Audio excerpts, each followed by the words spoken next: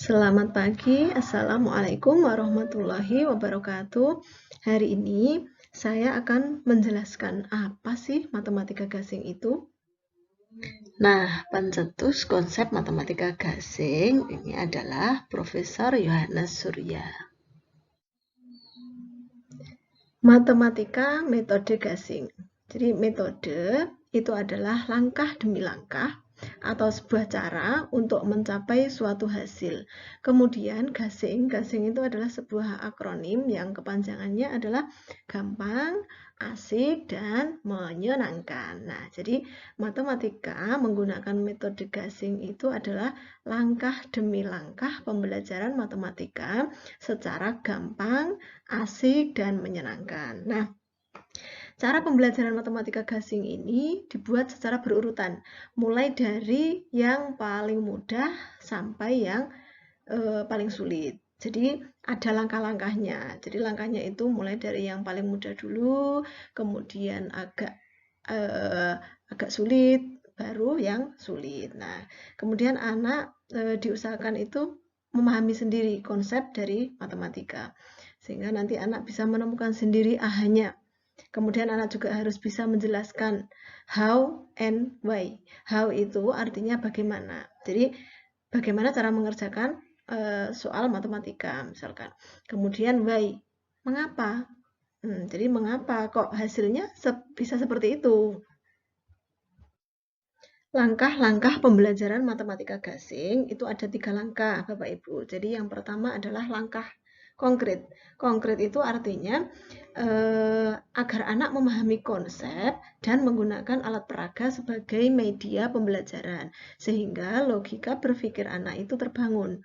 Jadi kita mengajarkan matematika itu menggunakan alat peraga, sehingga anak bisa melihat ataupun memegang alat peraga tersebut.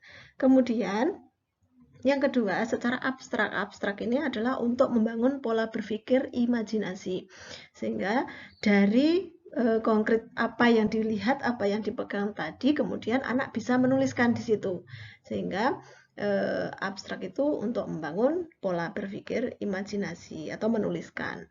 Nah, kemudian yang selanjutnya atau yang terakhir ini adalah menconga. Nah, menconga ini adalah untuk menstimulasi kerja otak kiri dan kanan secara bersamaan, sehingga ketika menconga ini anak sudah tidak menggunakan coret-coret lagi, tapi bisa secara cepat menjawab bakalku bagi atau tambah kali kurang bagi, seperti itu.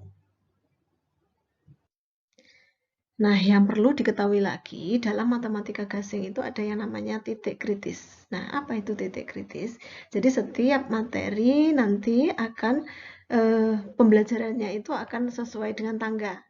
Nah, tangga di sini kan mulai dari bawah, kemudian agak ke atas lagi, ke atas sampai puncak. Nah, sama matematika gasing nanti juga pembelajarannya akan seperti ini, mulai dari yang paling mudah dulu, kemudian agak sulit, tak paling sulit. Nah, ketika anak sudah mencapai titik kritis gasing, maka nanti anak akan sangat mudah untuk belajar atau mengerjakan soal matematika seperti itu. Jadi nanti setiap materi, misalkan penjumlahan, itu ada titik kritis penjumlahan, kemudian perkalian nanti juga akan ada yang namanya titik kritis perkalian dan seterusnya seperti itu.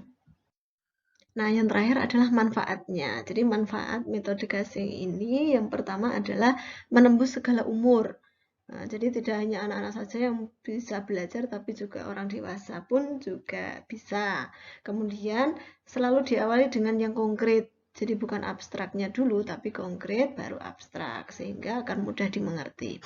Kemudian menghitung cepat. Menghitung cepat ini artinya yang tambah kali kurang bagi atau disingkat bakal ku bagi ini tanpa alat. Nah, kemudian menghitung dengan menconga, sehingga anak-anak harus bisa membayangkan hasilnya berapa, seperti itu.